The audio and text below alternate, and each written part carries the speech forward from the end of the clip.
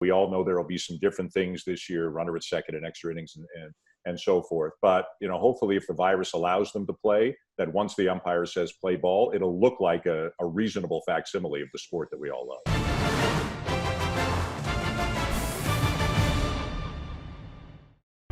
We do have some good news to report to you out of the sports world tonight. It is the news, gentlemen, we have been waiting months to give. But finally, we can say it's time to play ball. All remaining issues have been resolved. Players are reporting to training camps. Baseball is back and there's confirmation. It's not a rumor. Tough in a pandemic to make everyone happy, but bottom line is they're going back to work. I'm smiling. You know why? Is it because we have baseball back, Rosie? We do. We do. It is official. Major League Baseball is back. Let's go. Yes, indeed. Baseball is back, but it's comparable to letting your teenager drive for the first time. You're just hoping like heck that there's no disaster at the end of the road. Let's discuss the return of the game and how things are going to look with Dan Shulman, Arden Zwelling, and Joe Siddall of Sportsnet. And Arden, I'm going to begin with you because I have it under authority that you have pored over the 100-plus page operations manual that all players and personnel have received. What have you learned? Well, yeah, I've spent a lot of time with that operations manual over the last few days, and there's a lot to learn from it. It's a pretty ridiculous level of detail in there. You've got diagrams indicating where players and coaches can and cannot sit in dugouts and bullpens. You've got strict rules over things like condiment packets in the clubhouse and where players can sit in the lunchroom. But, the one thing there is no language stipulating is how many positive tests it would take to shut down a team. And for that reason, I think this week's going to be a very informative one as thousands of players and coaches submit saliva and blood samples as they go through an intake process at training camps across baseball. The question isn't, will any of those players and coaches learn that they have COVID-19 this week? It's how many will. Mm-hmm. And it's going to be a substantial number. And my question off of that is how many players have to test positive before very tough decisions are made? Where does that threshold lie? What if 3/5 of a team starting rotation has to spend the first week of training camp in quarantine and they can't get ready for opening day? Or what if both catchers tested positive a week into the season? We just don't know how teams and the league would respond to that right now. But make no mistakes, these situations are coming. There are so many potholes, it seems, that baseball could run over in this process. And Joe, you made an interesting point about spring training and how long spring training can be and how necessary that is, because as you said, there are some things in the off season you simply don't work on, and having 2 weeks to get ready to do it just isn't quite enough. Explain that.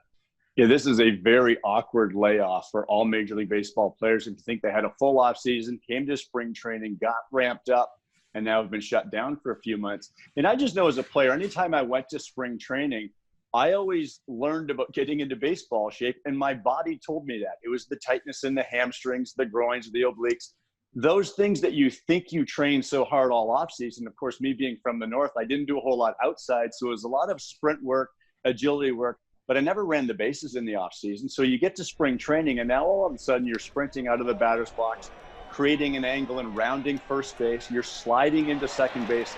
And it sounds silly for elite athletes, but those are movements that once you make them, when you head down to your spring training facility, you feel the next day. And it does take time to get into what I call, quote, baseball shape.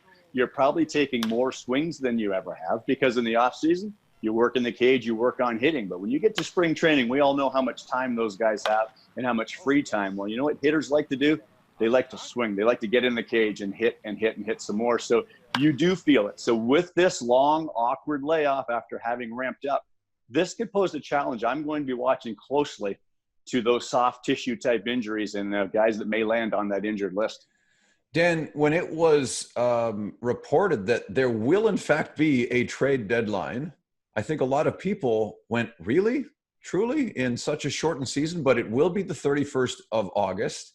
What kind of a challenge is that going to present general managers across baseball. I think it's going to be sleepless nights almost out of the gate for general managers. You know, normally the trade deadline is 4 months into the season. Teams have played 105, 110 games by the time the trade deadline comes around. This year, it'll be 35 games. And it's not like they're just going to wake up the morning of August 31st and say, okay, should we make a deal? Obviously, they start thinking about that a week or two in advance. So you could be 24, 26 games into the season, and you're starting to hear who's a buyer, who's a seller.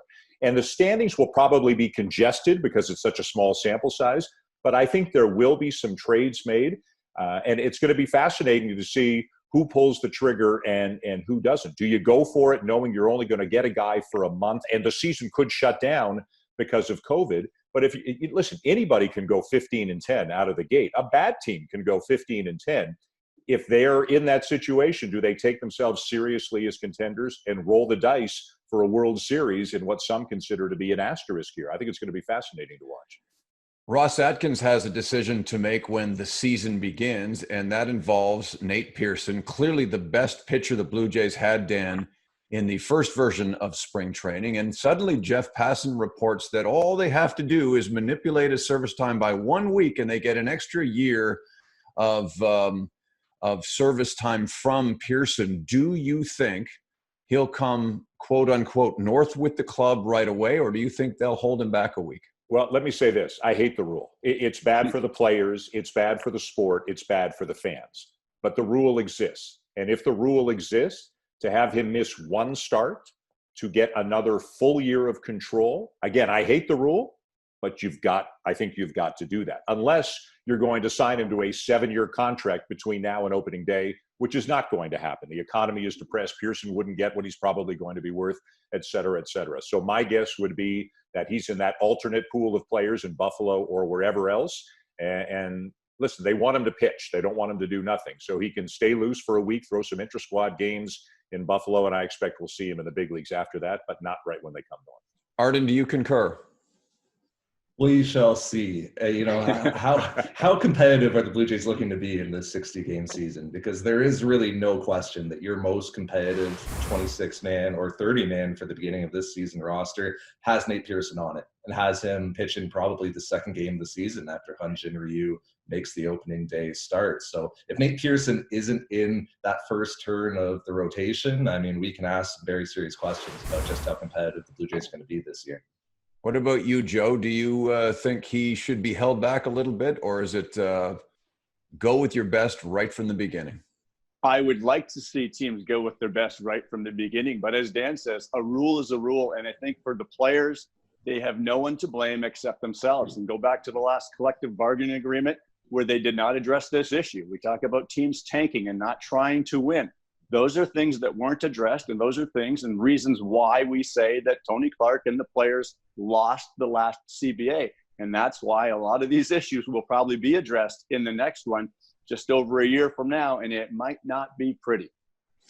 Dan, back to you. And I read some interesting notations about just how important a 6 or 7 game win streak would be in such a shortened season, and even a losing streak by that length, which during 162 doesn't seem to mean a whole lot, but it will mean something in 60 games. Explain why being good from the beginning is so important. Well, again, you want to give your general manager something to think about at the trade deadline if you're in that kind of a situation.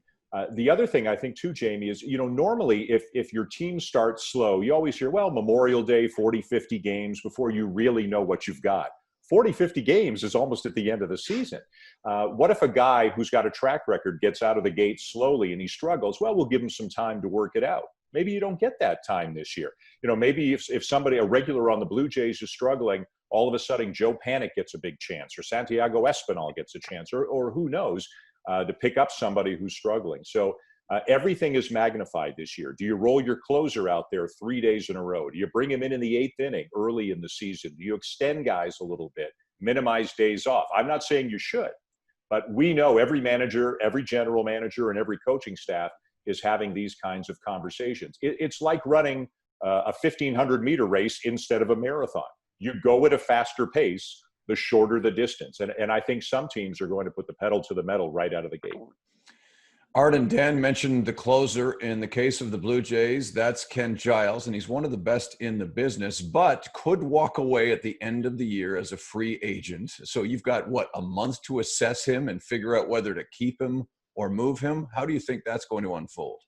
It's a very interesting dilemma, Jamie, for the Blue Jays right now. You know, they had a deal in place with the New York Yankees at the trade deadline last season, and we were very close to Ken Giles being a New York Yankee this year, which would just make their bullpen even more, even more intimidating than it already is. That deal fell through, and now the Blue Jays have to make a decision, as Dan alluded to, within about 4 weeks of what they're going to do with Ken Giles. And if the Blue Jays are in playoff position and if they're making a push in the American League East, I think you hang on to him and you keep him pitching out of your bullpen and you see what happens. But they might end up with a situation where they're looking to move him and they're not going to love the return that they're able to get on the open market. Because if you are a team that is looking to trade for Ken Giles, are you going to give up a blue chip prospect or some top talent for your minor league system for a pitcher who might pitch for you 12 innings, 15 innings at most over the latter part of the season? That would be very difficult for teams to pull the trigger on that.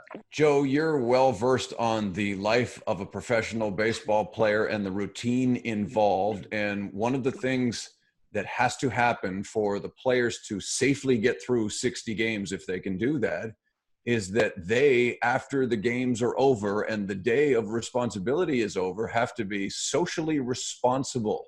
Do you have faith that they'll be able to do that?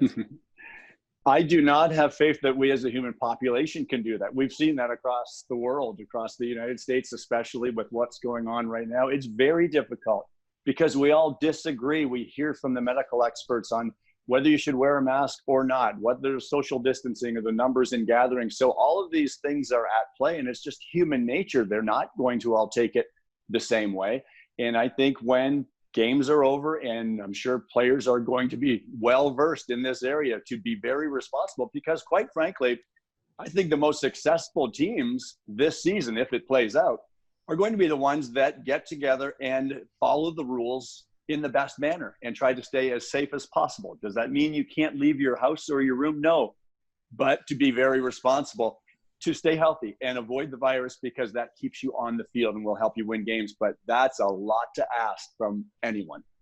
Let's not forget, guys, that, there are other people at the ballpark other than just players. There are security guards and cleaning staff, grounds crews, food and beverage workers, clubhouse attendants, and these are members of our community as well. So it's easy to look at baseball players and say, if a number of these guys get the virus, well, they're in a pretty low risk category in terms of their age and their physical fitness. But there are a lot of other people involved in running Major League Baseball who are older, who could be immunocompromised, people with families, individuals who live by much more meager means than professional athletes. There's not going to be a private bus showing up to whisk away the clubhouse attendants and take them to a hotel where anything they need is delivered directly to them. They're going to get on public transportation and go back to live in apartment buildings and go to corner stores and be in our community. So there's a real risk here of not only players suffering grave circumstances because of contracting this virus, but stadium employees contracting it and taking it back to their communities. Dan, if this gets underway, and based on the spread of COVID-19 in the United States at this point, it seems still like a giant if, but if we're watching baseball games and you're describing them in late July and onward, what do you think the hardest habit will be?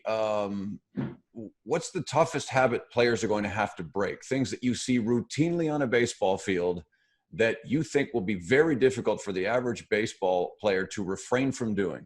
Yeah, I think the instinct to high five somebody after something good happens, going for a mound visit. Now you're not allowed to go up on the mound. You've got to do distancing when you go to the mound and take other precautions, and just distancing out in the dugout.